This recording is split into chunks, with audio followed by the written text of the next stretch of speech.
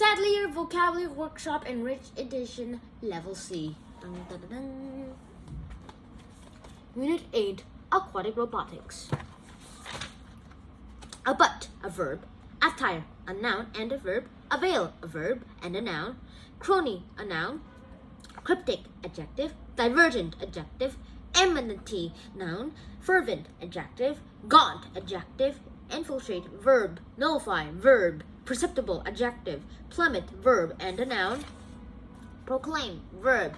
Proxy, noun. Rankle, verb. Scavenger, noun. Stint, verb and a noun. Stoical, adjective. Unflagging, adjective. Story time about the aquatic robots. Now, there are 2/3 of the Earth's surface that is made of water, and that water is basically everything that we have not explored. For 99% of it, that is, we've only explored 3%, and that's not much of the ocean. So how can we even get into those when we don't even have any of the correct attire, which we may have in the future, that, well, get us down there? Well, here's the trick.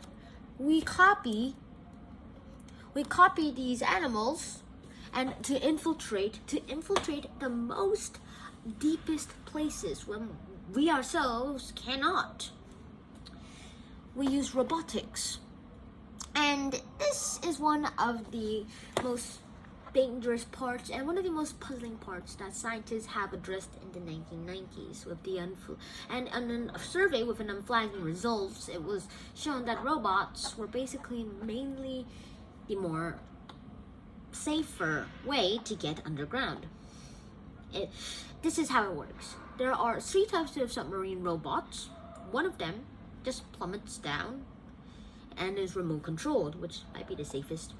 The second one is a submarine where there's a crew who stint down to actually see for first hand at the actual underground depths.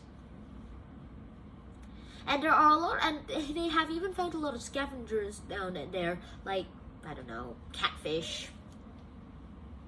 Although this also might rankle some people's minds, because actually first seeing it and then recording it might actually make people believe that it's fake. But we're moving on from that, other than space exploration. Also, there are a lot of cryptic notations and even some, well, discoveries that we still have to decipher. And infiltrating it is a higher stint than we have ever imagined. However, those are not the only uses, just for exploration, those are not the only uses for these robots. One of them are this crab robot called Ariel.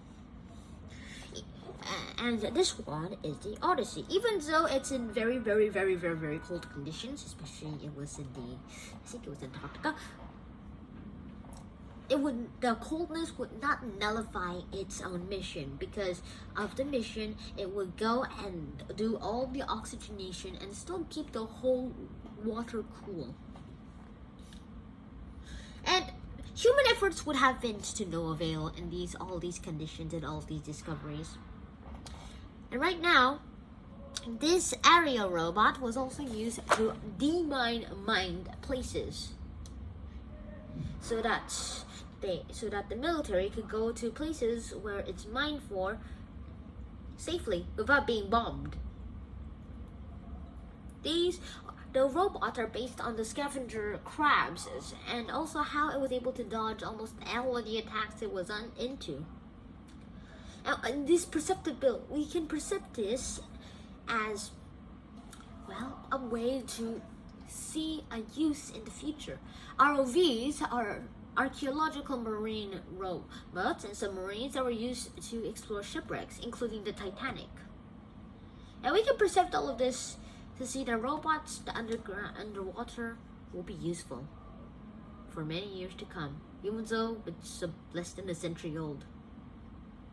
It's pretty sure it's less than 30 years old. Less than 40 years old, but right now, that is the end of this episode. So, hope you guys enjoyed this episode, and I'll see you again for another vocabulary workshop video. Bye-bye!